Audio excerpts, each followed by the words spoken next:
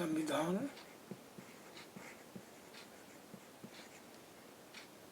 की विशेषता।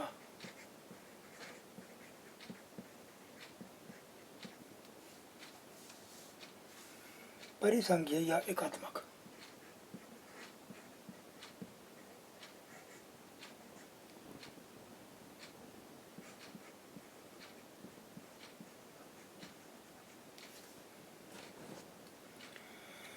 संविधानों को परिसंघीय तथा एकात्मक में भी विभाजित किया जाता है। अमेरिकी संविधान पहली श्रेणी का और ब्रिटेन का संविधान दूसरी श्रेणी का एक अत्युत्तम उदाहरण है। एकात्मक संविधान में सभी शक्तियाँ केंद्रीय सरकार में निहित होती है और इकाइयों के प्राधिकारी उसके अधीन होते हैं तथा केंद्रीय सरकार के एजेंटों के रूप में कार्य करते हैं और केंद्र द्वारा प्रत्यायोजित प्राधिकार का प्रयोग करते हैं।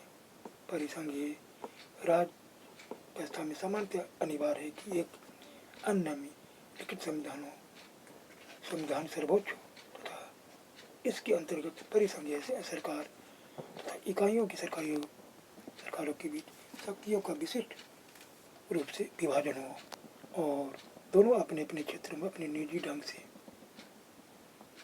स्वतंत्र रूप से शक्तियों का प्रयोग करें।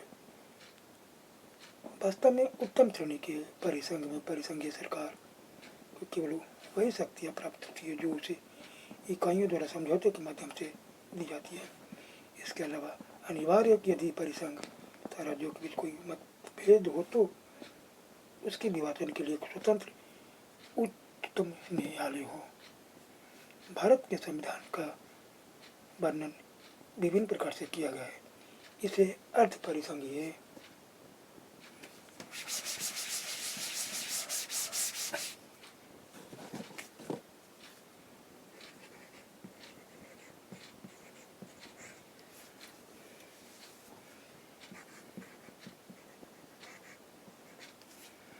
अर्ध परिसंघीय कहा गया है।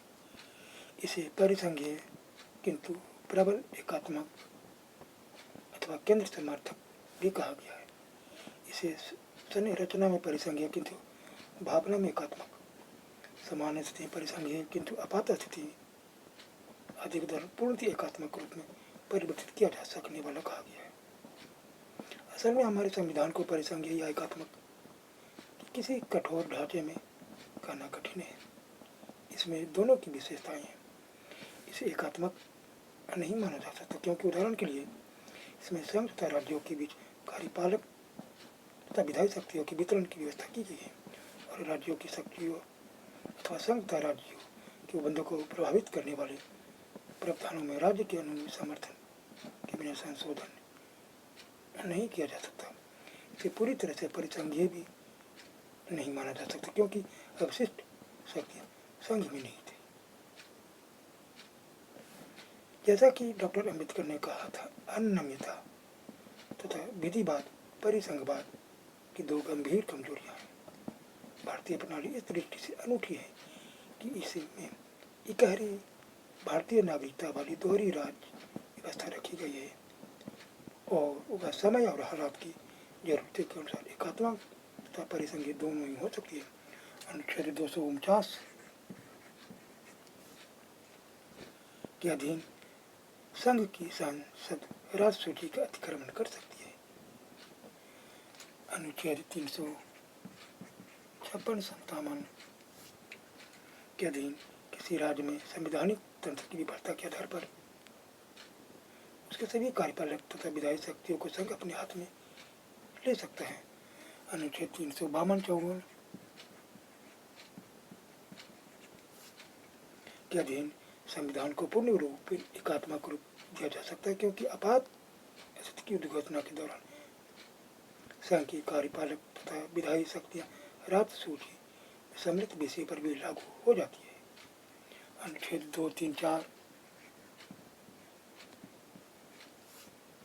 के अधीन संघ की संसद साधारण बहुमत से पारित साधारण कानून द्वारा नए राज्य बना सकती है और वर्तमान